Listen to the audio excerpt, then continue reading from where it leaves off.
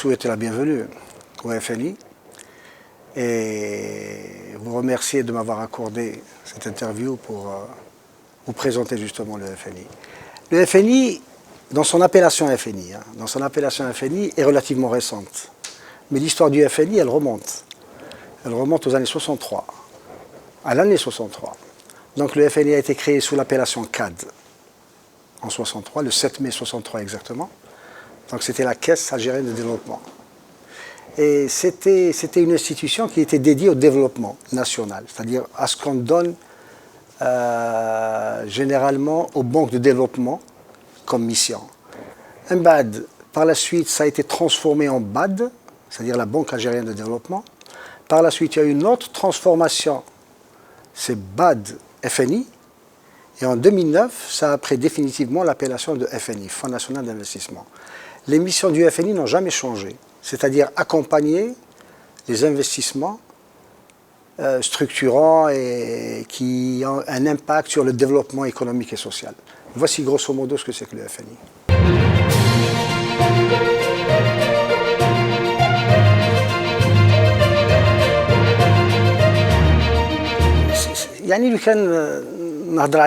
Les secteurs, je dirais, il n'y a pas de secteur prioritaire. On intervient en tant que justement cette notion de banque de développement. Donc tous les secteurs qui peuvent apporter un bien-être, qui peuvent apporter un impact de développement socio-économique, quelle que soit la région, est prioritaire pour nous. Ce qu'on recherche, c'est la création d'emplois, c'est bien sûr un développement durable et une pérennité à travers une rentabilité. Voilà ce qui est recherché à travers nos interventions.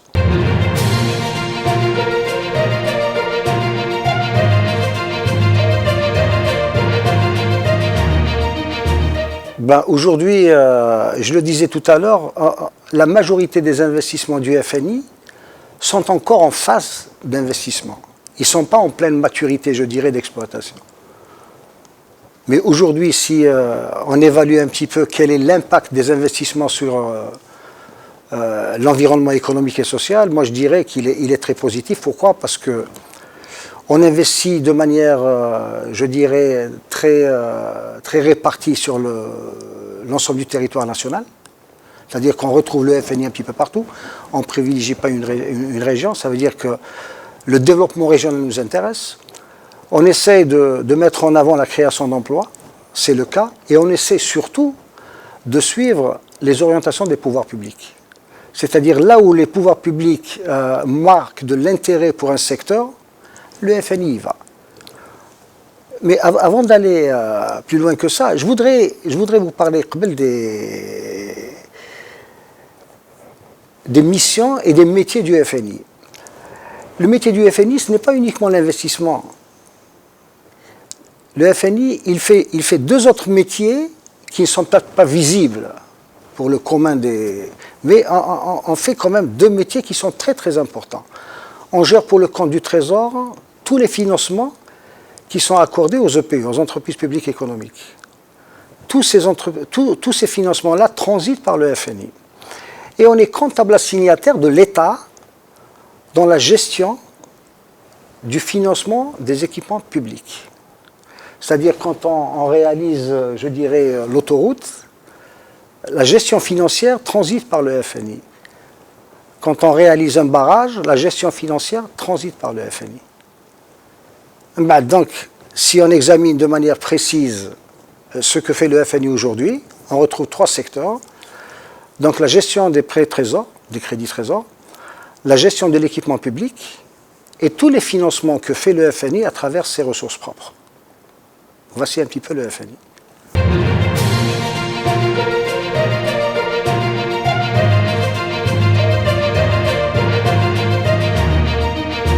Je vais vous dire quelles sont les ressources du FNI. Les ressources du FNI, c'est sa dotation en capital. Elle est de 150 milliards de dinars. Et à partir de jeudi, c'est-à-dire le 2 janvier, elle sera de 275 milliards de dinars. Il y a ça. Et le FNI, quand il cherche des ressources, il peut aller sur ce qu'on appelle la dette. Pour exemple, en 2014-2015, pour l'acquisition de 51% de Jay-Z, il a été sur la dette et il a contracté un emprunt obligataire de 160 milliards de dinars. Ça, c'est les ressources. Maintenant, ces ressources-là, elles sont affectées. Elles sont affectées sur deux métiers principaux. Elles sont affectées pour des participations au capital.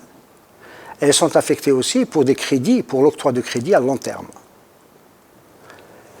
Ben, si je descends encore plus bas, c'est-à-dire pour vous donner les chiffres, on a un portefeuille de 21 opérations de participation et un autre portefeuille d'une dizaine, je n'ai pas le chiffre exact, d'une dizaine de crédits à long terme accordés à des opérateurs économiques.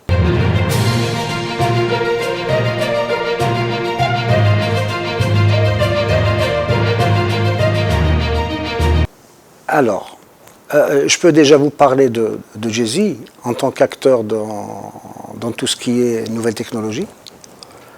Donc on est promoteur de ces nouvelles technologies à travers cet opérateur, à qui on fixe comme objectif bien sûr de faire le maximum pour développer davantage tout ce qui est nouvelles technologies. On est partie prenante de 2 ou 3 sociétés qui activent directement dans tout ce qui est nouvelles technologies.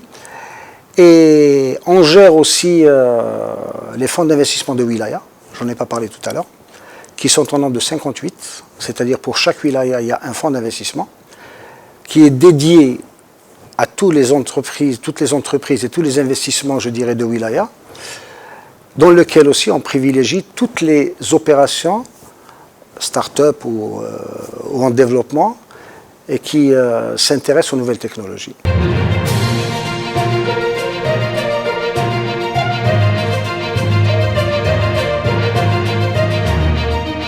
Là, quand on rentre dans une opération de participation, il n'y a pas de garantie à donner.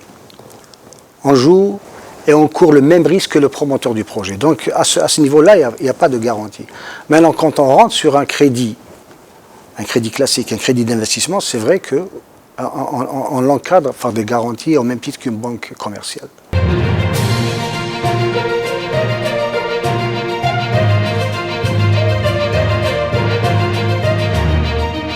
Je disais qu'on a des ressources propres pour accompagner des projets, et des projets qui sont jugés, je dirais, en adéquation avec la politique du gouvernement et qui se terminent généralement par un développement sur le plan économique et social.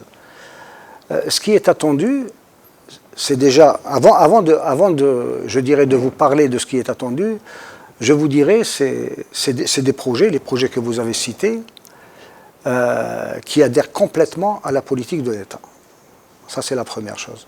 Maintenant, ce qui est attendu, par exemple, si on prend le projet Baladna, ce qui est attendu, c'est de répondre déjà à une demande qui, jusqu'à aujourd'hui, est totalement importée.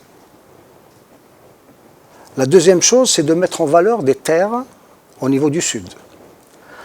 La troisième, c'est la création d'emplois. Il faut savoir qu'à travers Baladna, il y a au moins 7000 postes de travail directs qui sont créés. Voici un petit peu ce qui est attendu à travers le seul exemple de Baladna. Stellantis, c'est la politique, je dirais, de fabrication des véhicules qui est prônée par l'État. Donc on accompagne un projet qui répond à un besoin aujourd'hui, mais un besoin qui cadre avec la politique de l'État, c'est-à-dire créer une industrie de l'automobile en Algérie. C'est ça qui est recherché. AQS, vous avez parlé d'AQS, c'est Algérien Qatari Steel.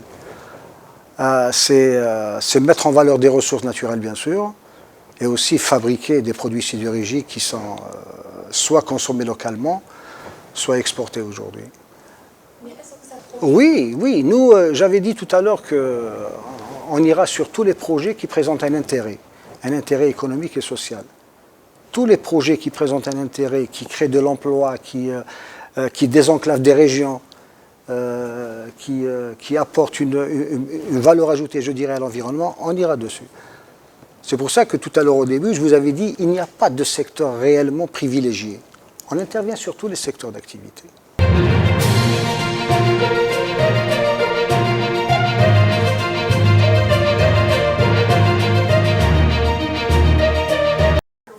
il faut savoir qu'à l'origine, on avait 51%. 51%, puis le partenaire étranger à l'époque, c'est-à-dire en 2021, qui était VEON, avait décidé de faire valoir une disposition du pacte d'actionnaires. C'est-à-dire sa sortie était prévue déjà au départ. Et l'État, à travers le FNI, a décidé donc de reprendre la part de VEON. Aujourd'hui, on est réellement, c'est vrai, on est propriétaire de 96,57%. Voilà. C'est pas un investissement qui a été décidé à ce niveau-là juste pour garder une entreprise dans le giron de l'État. Non. L'urgence de l'époque, c'était d'acquérir la part de VEON. Il faut savoir que cette opération-là a poussé aujourd'hui le FNI donc à être propriétaire de la quasi-majorité du capital, mais que ce n'est pas un investissement qui a été réalisé dans l'optique, je disais, d'être le seul propriétaire de cet investissement-là. Pour preuve, on est en train de réfléchir à céder une partie du capital de cette entreprise à travers la bourse. Ça devrait normalement se réaliser au cours du premier semestre 2025. Ça veut dire que ce n'est pas je dirais, une politique d'appropriation d'un capital intégralement par une entreprise publique. Non, absolument pas. C'est une urgence du moment. Et on est aujourd'hui dans une politique ou dans un processus de cession d'une partie du capital à travers la bourse. Et ça sera ouvert au profit des institutions et du grand public. Peut-être dans une première étape, 30%. 30%.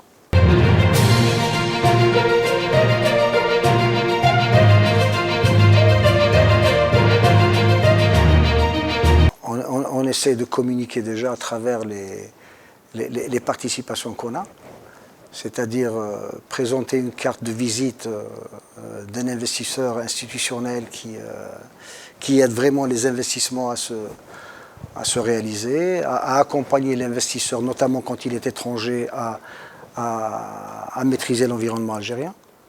Et je pense qu'aujourd'hui, on présente, je ne parle pas uniquement du FNI, je parle du cadre de l'investissement algérien, je pense qu'on présente une carte assez avantageuse et assez attractive pour intéresser les investissements étrangers.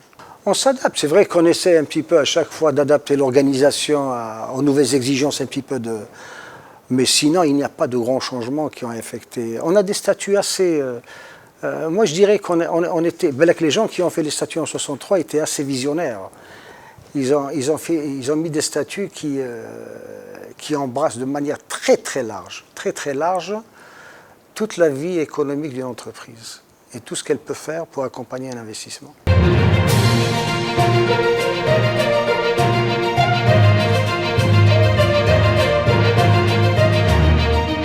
Il y a 3 grands projets qu'on a menés au deuxième semestre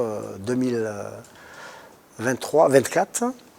Et je pense que si on arrive à les mettre sur rail et les terminer, et ça, je n'ai pas de doute sur ça en réalité, ça sera un challenge extraordinaire. Vous avez parlé de Beledna, qui est un projet...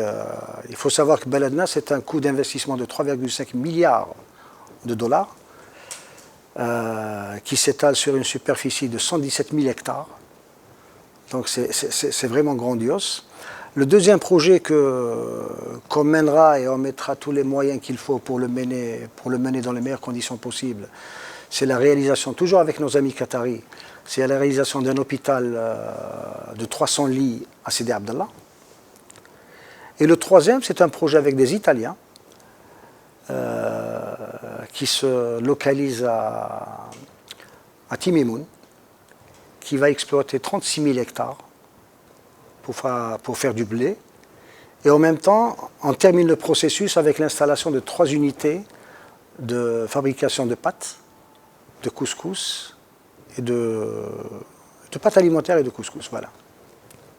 Ces 3 projets-là, si on arrive à avancer convenablement tant que tel que c'est transcrit dans le business plan, ce sera vraiment une réussite.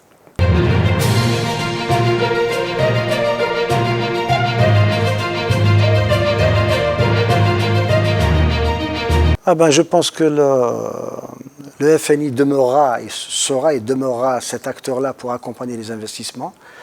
Les motivations qui poussent le FNI à intervenir sont des motivations purement liées au bien-être de la société algérienne, c'est-à-dire mettre en ligne de mire le développement social et le développement économique. C'est ça qui nous guide un petit peu dans notre démarche.